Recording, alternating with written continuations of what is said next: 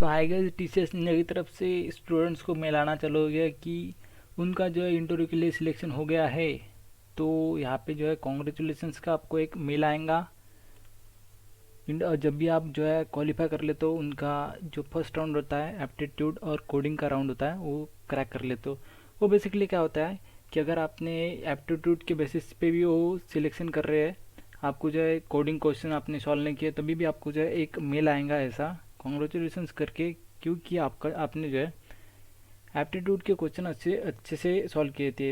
अगर आप ऐसे व्यूअर हो जो टीसीएस की एग्ज़ाम देने वाले हो, तो उनके लिए मैं आपको बता दूं कि कंपलसरी नहीं है कि अगर आपका कोडिंग नहीं आती तो टीसीएस नहीं देंगे, ऐसा वैसा सोचते हैं लोग।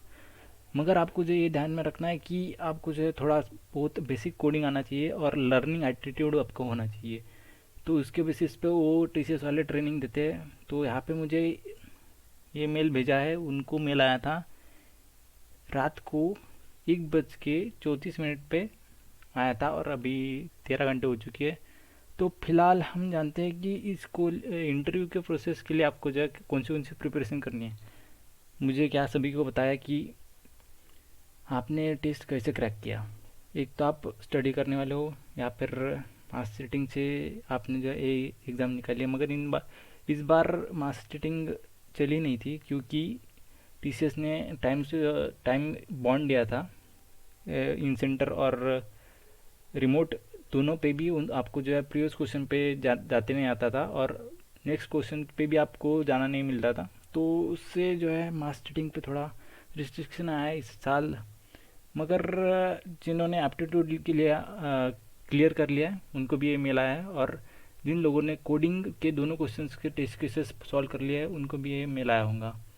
तो अभी मैं आपको बताऊंगा कि आपको जो है ये ध्यान में रखना है कि कैसी भी आपने क्रैक कर लिया हो, मगर आपने जो है इनकी फर्स्ट क्वालिफाइंग राउंड क्रैक कर लिया है, वो आप भूल जाओ कि आपने कैसे किया था।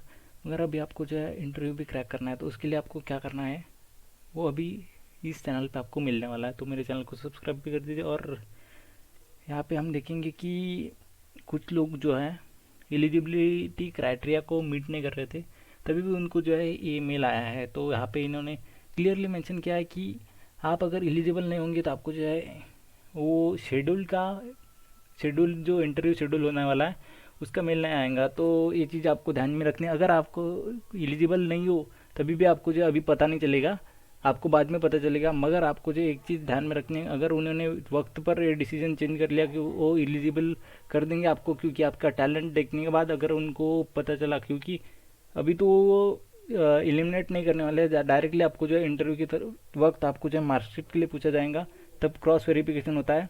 आप अगर 60% के ऊपर हो या फिर नीचे हो, वो देखेंगे, तब आपको जो है आपके जब आप इंटरव्यू को जाएंगे तब आपके लिए आपको जो है आपके साथ आपका आईडी प्रूफ रखना पड़ता है। उसके साथ ही आपकी जो है 10th 12th और ग्रेजुएशन की मार्कशीट भी रखनी पड़ती है, ताकि वो जो तब वेरिफिकेशन करते हैं। तो हम यहाँ पे पूरी डिटेल इन्फॉर्मेशन लेंगे कि अगर आपको टीसीएस के इंटरव्यू देना है तो वो कैसी प्रोसीजर होती है। सबसे पहले आपको जो है ये ऐसा मेल आता है, उसके बाद में एक शेड्यूल का मेल आता है।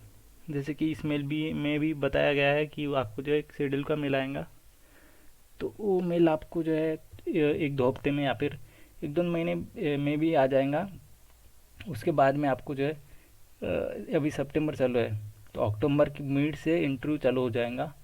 और वो टीसीएस वाले जो है 1.5 lakh per month interview conduct करने वाले हैं, और सिर्फ पोस्ट है 40,000। तो टोटल आसपास 6 से 7 लाख को इंटरव्यू कंडक्ट करने वाले हैं। तो आप कंपटीशन तो टफ है, ओवरऑल इंडिया का कंपटीशन है। मगर वो जो है कॉलेज के बेसिस पे भी हायरिंग करने वाले हैं। मतलब अगर आपके कॉलेज थोड़ा रेपुटेटेड है तो आपको जो है इसमें हायर होने की चांसेस बढ़ जाते हैं। तो आपको वो चीज़ भी ध्यान में रखनी है कि आपको जो है ओवरऑल इंडिया से कॉम्पीट नहीं करना, आपके कॉलेज से कंपटीशन है आपकी। तो आपको जो है बहुत लोग टेंशन ले रहे थे कि मेरा नहीं होगा क्योंकि ओवरऑल से है और इनका ऐसा ऐसा। मगर अगर आपको आपका सिलेक्शन करवाना है तो इस चैनल के साथ बने रहिए। हम ऐसी और भी वीडियो लाने वाले हैं जिससे कि आपको जो है ऐसी नहीं ये तो सिर्फ इंट्रोडक्शन है। आपको जो है पूरा इंटरव्यू के, अगर आपने कॉपी करके या फिर चीटिंग करके एग्ज़ाम निकाल लिया तभी भी आप जो है इंटरव्यू क्रैक कर सकेंगे, क्योंकि उनके स्पेसिफिक क्वेश्चन होते हैं जो कि वो टेक्निकल में पूछते हैं। सिर्फ आपका कॉन्फिडेंस होना चाहिए और आपके जो है इंग्लिश लैंग्वेज में फ्रिक्वेंसी होनी चाहिए। ऐसे जो है जो करते हो आप वो नहीं होना चाहिए। और जो है क्योंकि ये मल्टीनेशनल कंपनी है, तो यहाँ पे जो है आपको इंटरनेशनल कैंडिडेट से, क्लाइंट से बात करनी पड़ेगी। तो तब आपको जो है उनकी लैंग्वेज भी समझ में आनी चाहिए और आपकी लैंग्वेज उनको भी समझ में आनी चाहिए। तो इसलिए जो है ये लैंग्वेज पे ज़्यादा वेटेज देते हैं। और उन आपका अगर टेक्निकल स्किल भी नहीं होंगे तभी भी चलेगा, क्योंकि वो तो 3 महीने की ट्रेनिंग देती है। उसमें आपको जो है ट्रेनिंग में आपको जो है पूरी टेक्निकल नॉलेज मिल जाएंगी। तो ये वीडियो हो रहा है लंबा, तो हम यहाँ पे यहीं तक रेस्ट्रिक्ट कर लेते हैं। हम बाद वाली वीडियो में देखेंगे कि इंटरव्यू के लिए आपको जो है क्या कौन सी कैसी प्रिपरेशन करनी है, मतलब उनके जो है HR क्वेश्चंस, टेक्निकल क्वेश्चंस और मैनेजर राउंड। इस वीडियो में ही आपको बता देता हूँ कि उनके वैसे ऐसा इंटरव्यू होते हैं 30 मिनट से लेकर 1 घंटे तक उनका इंटरव्यू चलता है। ये उनकी टाइम लिमिट है।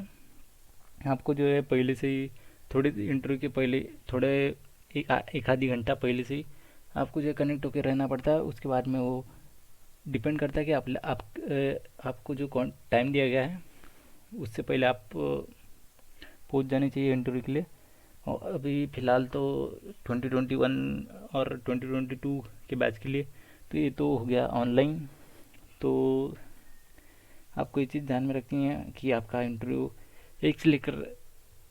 30 मिनट से लेकर 1 घंटे तक होगा। तो आपको जो है वैसी प्रिपरेशन करनी है। उसके साथ ही उसमें आपके जो है उसी एक इंटरव्यू के स्लॉट में आपका जो है 3 राउंड होंगे। मतलब एक होगा टेक्निकल राउंड, उसके बाद में होगा मैनेजरल राउंड, उसके बाद में होगा HR का राउंड। तो आपको जो है तीनों मतलब टेक्निकल में आपको जो है लैंग्वेज के बारे में पूछेंगे। सबसे पहले तो आपको इंटरव्यू वगैरह पूछेंगे। तो आपको जो है वो पहले से प्रिपेयर करके रखना। कॉमन क्वेश्चन है, उस पर मैं सेपरेट वीडियो बना दूंगा। अगर आपको चाहिए तो मुझे आप कमेंट में बताइए।